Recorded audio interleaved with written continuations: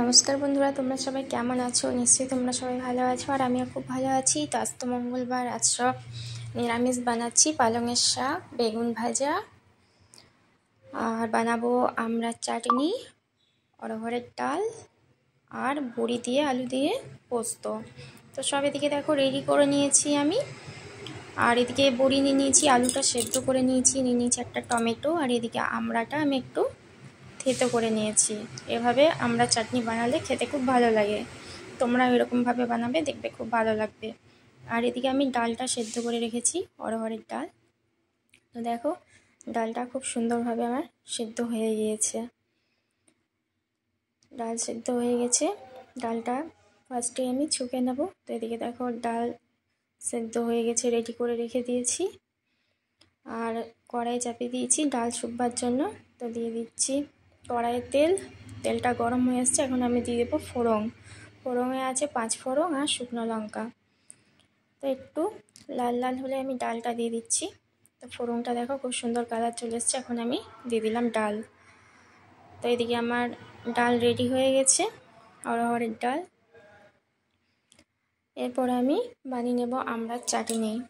তো এদিকে আমি কড়াই দিয়ে দিচ্ছি সর্ষে ফোড়ন। তোমরা চাইলে 5 ফোড়ন দিয়েও বানাতে পারো। তো আমি আজকে সর্ষে ফোড়ন দিয়ে আমড়ার চাটনি বানাচ্ছি। তো দিয়ে দিলাম আমড়াটা দিয়ে ভালো করে নেড়ে নেব। আমড়াটা একটু লাল লাল করে ভেজে নেব। তো দিয়ে দিচ্ছি আমি পরিমাণ মতো হলুদ আর পরিমাণ মতো লবণ হলুদ দিয়ে ভালো করে আমি আমড়াটাকে ভেজে নেব। তো দেখো এদিকে আমার আমড়াটা খুব সুন্দরভাবে ভাজা হয়ে গিয়েছে, একদম লাল লাল করে ভেজে নিয়েছি। আমড়া একটু ভাজা ভাজা না হলে চাটনি ভালো লাগে না।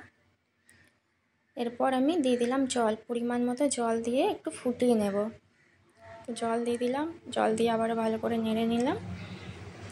এবারে আমড়াটা ফুটিয়ে নিচ্ছি, একটু সেদ্ধ করে নিচ্ছি।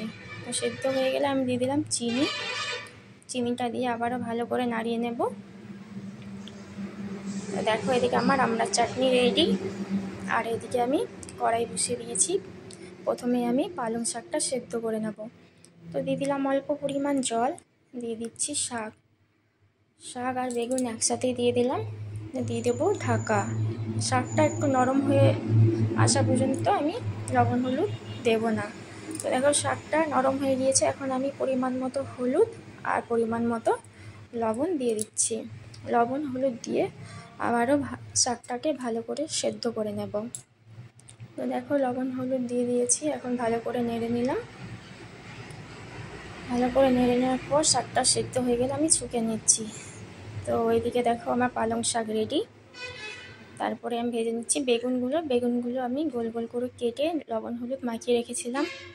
তো এদিকে আমার বেগুন ভাজাও রেডি হয়ে গেছে। আর এদিকে এবার বানাবো পোস্ত। তো বন্ধুরা, তোমাদের যদি আমার এই রান্নার ভিডিওটি ভালো লেগে থাকে তো লাইক করো, কমেন্ট করে জানাও যে কেমন লাগলো। আর অবশ্যই সাবস্ক্রাইব করতে ভুলো না।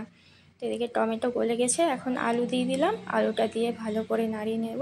দেবো জলটা ফুটে উঠলে আমি পোস্ত দিয়ে নামিয়ে দেবো। দেখো জল দিয়ে দিয়েছি পরিমাণ মতো। এখন জলটা ফুটে গেলে পোস্ত দিয়ে নামিয়ে নেবো। তো বন্ধুরা সবাই ভালো থেকো, সুস্থ থেকো। আজকের মতো টাটা, বাই বাই।